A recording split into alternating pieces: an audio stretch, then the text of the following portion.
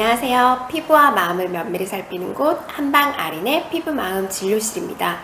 원인 모를 두드러기로 마음고생, 몸고생 하고 계신 분들 많으시죠?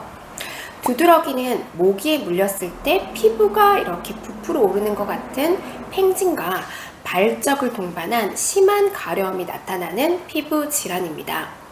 몸에 이렇게 느닷없이 두드러기가 발생을 하면 깜짝 놀라서 병원 가서 처방받아서 복용하는 약이 바로 항히스타민제입니다. 체내에 이런 히스타민이 힘을 못 쓰도록 히스타민 수용제에 대신 딱 부착이 돼서 히스타민의 작용을 막는 역할을 하는 약인데요.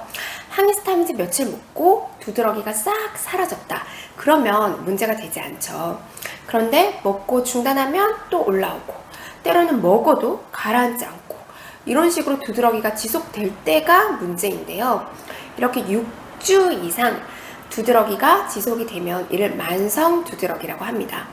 오늘 이 만성 두드러기 어떤 관점에서 치료, 관리해야 하는지 한번 정리해 보겠습니다. 먼저 두드러기라는 질환을 이해하기 위해서는요, 바로 이 히스타민에 대해서 간단히 알고 갈 필요가 있습니다. 두드러기뿐 아니라 항히스타민제는 콧물이 줄줄 흐르고 에치 재채기 하고 눈 가렵고 피부가 가려운 이런 알러지 증상이 있을 때 복용하게 되는 약인데요. 히스타민 때문에 내가 이렇게 불편한 증상이 많다 하면 히스타민 나쁜 거 아니야? 라고 생각할 수 있겠죠. 그런데 히스타민이 마냥 나쁜 애는 아닙니다. 히스타민은 장내에서 생리작용 조절과 신경 전달 물질로도 작용을 하고요. 국소적인 면역 반응에도 관여하는 사실 생명에 굉장히 필수 불가결한 중요한 물질입니다. 예를 들어 몸에 이물질이 딱 들어오면요, 히스타민이 혈관을 확장시키는 작용을 해서 백혈구가 빨리 이물질을 공격하도록 이렇게 길을 터주는 역할을 한다고도 볼 수 있는데요. 그렇기 때문에 쉽게 이물질의 침입 경로가 되는 코라든지 구강 내의 점막, 피부, 위와 장의 표면, 혈관 등의 히스타민이 많이 분포해 있습니다.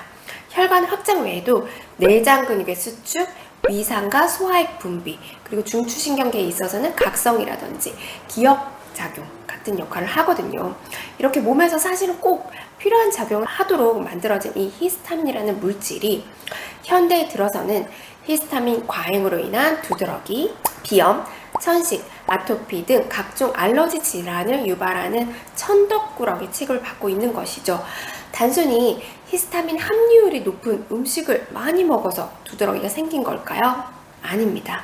바로 히스타민이 이 체내에서 과활성화되는 이유를 알고 치료하는 것이 중요합니다. 첫 번째는 장의 면역 상태가 좋지 않기 때문에 히스타민 과잉증이 발생합니다. 우리 인체는 피부에서 내부 소화기관에 이르기까지 무수히 많은 미생물들이 존재하고 있습니다. 그리고 이 장내 환경은 히스타민의 분비와도 관련이 큰데요. 장내 유해균, 부패균이 많을 경우에는 히스타민이 막 활성화돼서 히스타민 과잉증이 나타날 수 있습니다. 반대로 히스타민을 분해하는 물질의 활성도는 또 저하됩니다. 따라서 장내 환경이 좋지 않을 경우 과잉 독소 상태로 인해서 새로운 독소의 유입이 없더라도 만성적으로 히스타민의 수치가 높아져서 몸의 두드러기가 시도 때도 없이 발생할 수 있는 것이지요. 그리고 두 번째로는요, 부신 기능이 저하되었기 때문에 이 히스타민 과민증이 발생할 수 있습니다. 부신은 우리 콩팥, 신장 위에 있는 호르몬을 생성하는 기관인데요. 부신 호르몬의 하나인 코르티졸은 각종 염증성 물질의 활동성을 억제하고 세포막에서 염증 물질이 만들어지지 않도록 효소를 억제하는 역할을 합니다. 즉 인체에 염증이 발생하면 불을 끄는 이런 소방서 역할을 하는 것이 부신 호르몬인데요. 강력한 항염 작용을 갖고 있죠. 비만세포나 다른 백혈구 세포에서 히스타민을 분비하는 작용을 차단하고 직접 히스타민의 이런 작용을 억제하는 기능도 하게 됩니다. 그런데 부신에서 코르티솔 호르몬을 충분히 생산해내지 못하면은 히스타민을 제어하지 못하고 날뛰게 되는 것이죠. 그러니 단순히 히스타민 함유 식품만 제한할 일이 아니라 근본적인 장의 면역 상태를 개선하고 부신 기능을 강화시켜야겠죠. 장도 신경계가 굉장히 많이 발달해 있는 장부이기 때문에 스트레스에도 영향을 많이 받지만 기본적으로 내가 섭취하는 음식, 약물에 의해서 면역 균형이 깨지게 됩니다. 부신 기능 같은 경우는 스트레스나 피로가 만성적이고 불규칙한 생활 리듬을 지속하게 되면 저하되기 쉽습니다. 또한 합성 코르티졸 호르몬을 많이 복용하거나 바르거나 했을 때 자체적으로 코르티졸을 생산해내는 이런 부신 기능은 저하되게 되는데요. 이 합성 코르티졸 호르몬이 바로 스테로이드입니다. 어떠한 연유로 스테로이드를 장기 복용하거나 사용하고 있는지 한번 체크를 해볼 필요도 있겠죠. 실제로 이렇게 한의원에 찾아오시는 만성 두드러기 환자들을 보면요, 실제로 이렇게 소화기가 되게 안 좋은 경우가 많으세요. 구취가 좀 있다거나 복부에 이런 팽만감, 가스 차는 느낌, 변비, 설사가 관찰되는 경우가 많고요. 식사도 불규칙하면서 과식, 육식, 야식, 과도하게 즐기는 경향이 있으세요. 그리고 부신 기능 저하 측면에서 보면 또 평소 긴장도가 좀 많이 높고 스트레스 강도가 높은 분들이 정말 많으시고요.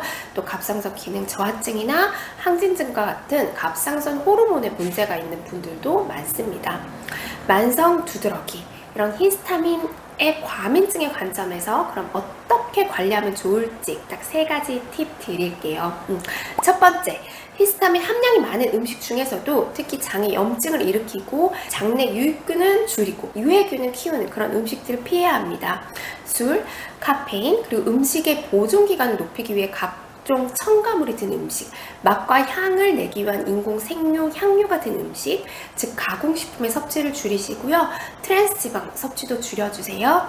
기름에 튀기고 구운 음식들이 대표적이죠. 두 번째로는 밤에 충분히 자고 낮에 충분히 활동을 하셔야 됩니다. 부신 호르몬이 잘 합성이 되려면요, 밤에 충분한 수면을 취해야 되고 낮에는 햇빛을 쬐면서 충분히 활동을 하셔야 됩니다. 그리고 그것만으로 해결이 되지 않을 때 우리는 보약을 먹는 것이죠. 체질에 맞춘 보약은 부신 기능 회복에 도움이 될 수 있습니다. 그리고 세 번째, 이 부분은 좀 간과하고 있는 부분인데요. 환경 호르몬도 조심하시기 바랍니다. 환경 호르몬은 이 체내에 들어가서 호르몬과 유사한 작용을 해서 체내 환경을 혼란시키는 내분비계 교란 물질을 환경 호르몬이라고 하는데요.